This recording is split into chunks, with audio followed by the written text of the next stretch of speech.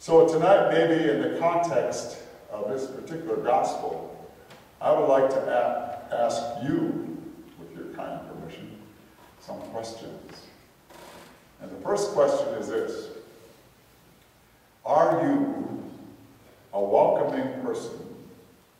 Are you a welcoming community? That, I think, is a very crucial question for us to ask ourselves often.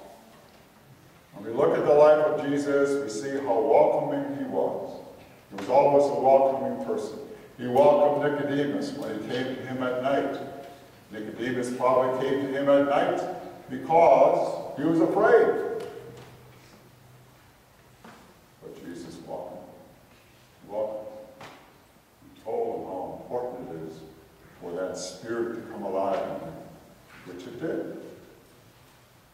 And when Jesus saw Zacchaeus perched up in that sycamore tree, he didn't say to Zacchaeus, "Hey, Zacchaeus, I know you're a crook. Get with it." He didn't do that.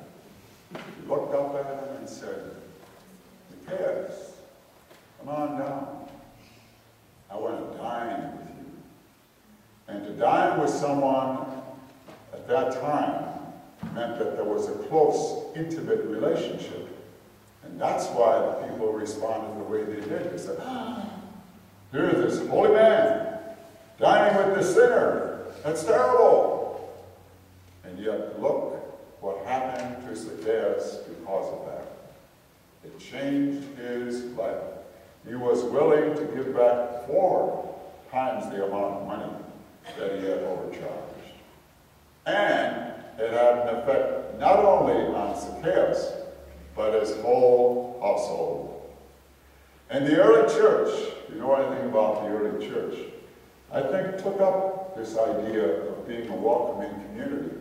Because as you know, in the early church, there was a big discussion about the Gentiles, the non-Jews.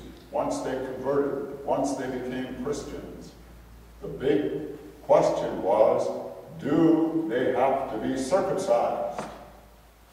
Peter, of course, was on one side, Paul was on the other, so they had to tangle it all. And it finally came to the realization, because Peter had to convert in that regard too, that no, we're going to be a welcoming community, a welcoming individuals, then they should not be circumcised. The question then is, have we picked up this spirit of a welcoming community? As I travel around and come in contact, with a lot of parishes, that's what I notice, one of the differences. There are parishes that are very welcoming. There are other parishes that are not too welcoming. In fact, I went to one place one time and was trying to give a parish mission there. And this man came up to me and he said to me, "What are you doing here?"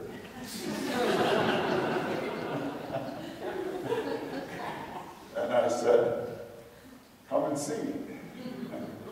But a number of you on the weekend came up to me and said, "Welcome. Welcome to our community." And a number of you during the course of these days have done the same thing. And that leaves a deep impression on me. It really does. And I'm sure you feel the same way too. I think that we go to other denominations. One of the aspects that they really stress is this whole idea of welcoming, being a welcoming community. And sometimes you hear that from Catholics too. They say, "I don't even feel welcome in my community."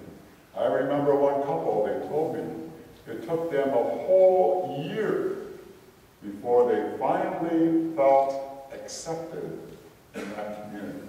Can you imagine? A whole year before they finally felt accepted. There was a church or a parish out east where this lady was going to do something about it.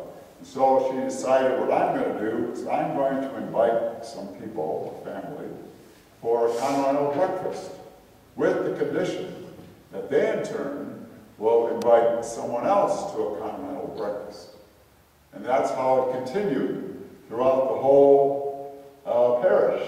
And before you knew it, they all knew one another. They all knew one another.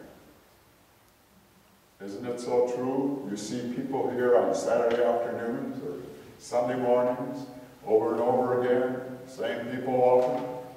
How often do we go up and say, I'm so-and-so, who are you? You really welcome people that way.